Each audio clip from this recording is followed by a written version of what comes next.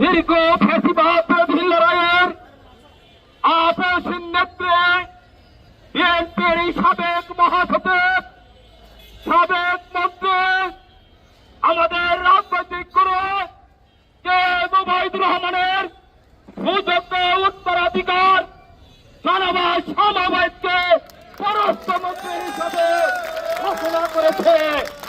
এই কারণেই আজকে দেশনায়ক তারেক রহমানকে বিএনপির কেন্দ্রীয় মহাসচিব, স্থায়ী কমিটি সহ সকল নেতৃবৃন্দকে শুভেচ্ছা জানিয়ে ফরিদপুরে বিএনপি, যুবদল, ছাত্রদল, স্বেচ্ছাসেবক দল সহ শ্রমিক দল সকল অঙ্গ সংগঠনের উদ্যোগে আজকের এই অভিনন্দন মিছিল পরবর্তী সমাবেশের একটি মন্ত্রী পরিষদ গঠন হয়েছে, যেখানে স্বচ্ছতা, মেধা, শ্রমের মূল্যায়ন হয়েছে।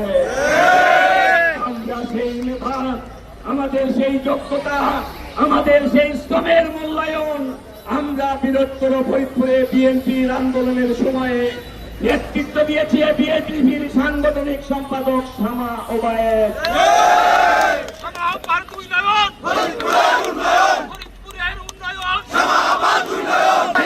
17টি বছর শামা ওবায়েদের নেতৃত্বে বৃহত্তর ফরিদপুরে আন্দোলনের নেতৃত্ব দিয়েছি।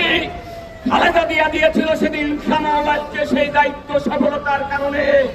আজ খালেদা জিয়ার অনুপস্থিতিতে তার সন্তান তারেক রহমান বাছাই করতে ভুল করে না। পররাষ্ট্র মন্ত্রণালয়ের দায়িত্ব দেওয়া হয়েছে এবং ফরিদপুরে বৃহত্তর ফরিদপুরের উন্নয়নের দ্বারা রাখার দায়িত্ব দিয়েছে। আমরা ফরিদপুর জেলা বিএনপি, আমরা ফরিদপুরবাসী তারেক রহমান সাহেবকে প্রাণ থেকে প্রাণ অভিনন্দন জানাই।